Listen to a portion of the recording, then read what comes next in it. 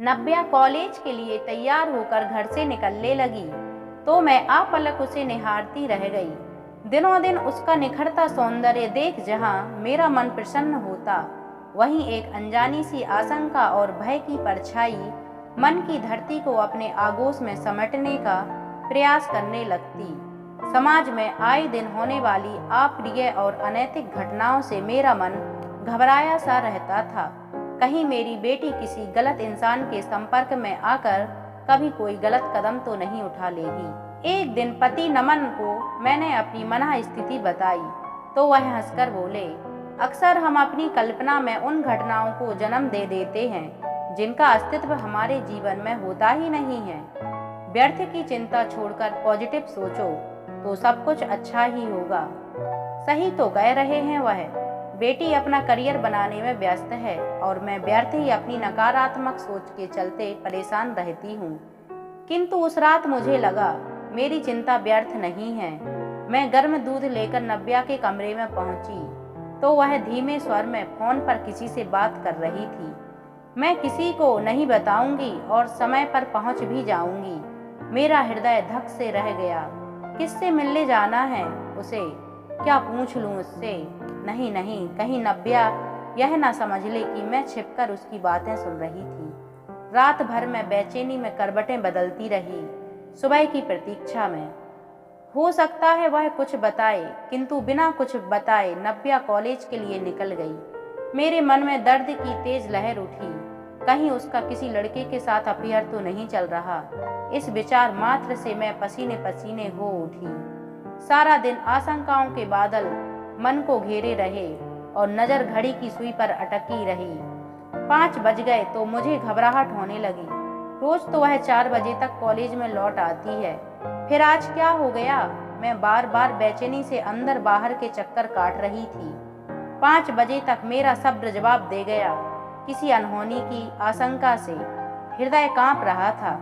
मैंने मोबाइल पर नमन का नंबर मिलाया, तभी बाहर गेट पर कार आकर रुकी और उसमें से नमन और नव्या उतरते दिखाई दिए।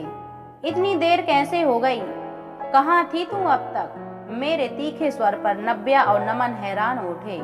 नमन बोले, अरे यह कॉलेज से सीधे मेरे ऑफिस आ गई थी। इसने सोचा पापा को भी आज जल्दी घर ले चलूं, किंतु आज इसे किसी से मिलने भी तो जाना था।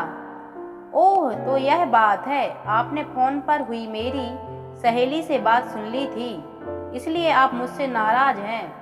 मुझे रात को ही आपको सब कुछ बताना चाहिए था। नव्या ने स्नेह से मेरा हाथ पकड़ा और मुझे सोफे पर बैठाते हुए बोली, सुनो मम्मी, वह मेरी सहेली कनिका है ना, उसका पिछले 1 साल से विवेक नाम के लड़के से अफेयर चल रहा है। कनिका के पेरेंट्स उसकी पढ़ाई पूरी होने के पश्चात उसकी शादी करना चाहते हैं, जबकि वह विवेक के प्यार में पागल पढ़ाई बीच में छोड़कर शादी करना चाहती है। यहाँ तक कि लिव इन रिलेशन में रहने की भी धमकी देती है। आज वह इस बारे में मेरी राय जानना चाहती थी मम्मी। कॉलेज कैंटीन में पूरे 2 घंटे तक मैंने उसे समझाया कि भावुकता से बहकर जीवन का इतना बड़ा फैसला लेना गलत है।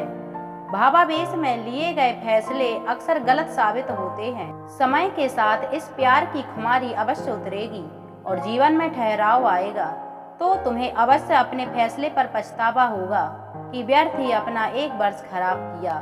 फिर वह कुछ समझी या नहीं? मम्मी ने उत्तेजित स्वर में पूछा।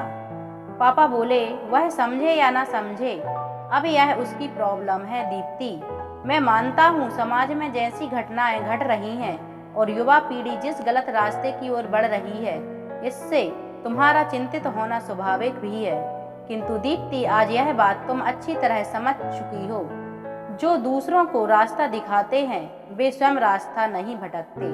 तुम्हें अपनी बेटी पर और अपने दिए हुए संस्कारों पर विश्वास होना चाहिए। दोस्तों, अगर यह कहानी आपको पसंद आई हो तो वीडियो को लाइक करें और चैनल को सब्सक्राइब करें। मिलते हैं अगली कहानी में।